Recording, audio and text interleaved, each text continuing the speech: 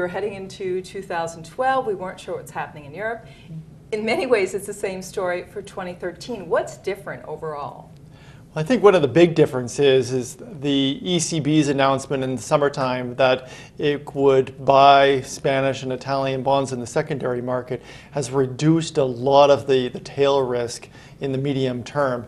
There were some serious concerns at the end of last year about Italy in particular and the refinancing requirements at the beginning of this year and whether or not they would be able to meet them.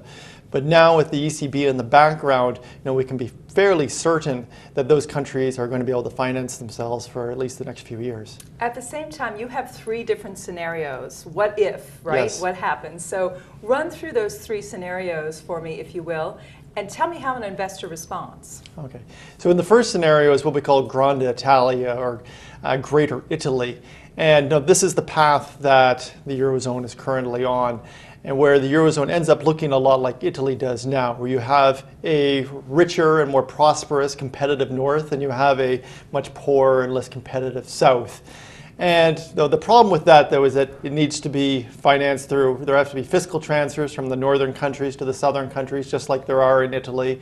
And the core countries would clearly be very unhappy with that sort of scenario, but at the same time, we think that they're probably unlikely in order to blow up the greater European project, and so it continues down that road.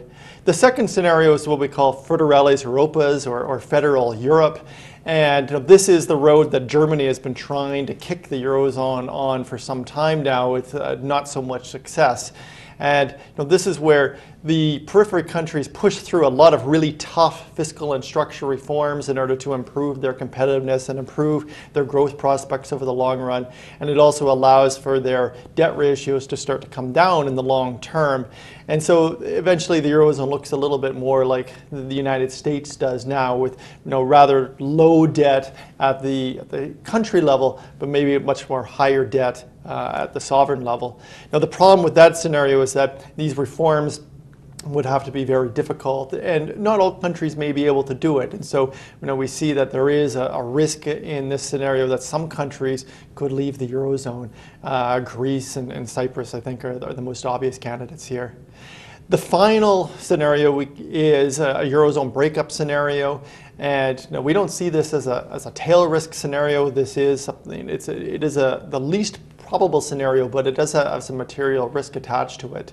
And this could happen over a sort of a 3 to 5 year period, where either a weak country or a stronger country leaving the Eurozone eventually undermined the politics and the institutions that are holding it together.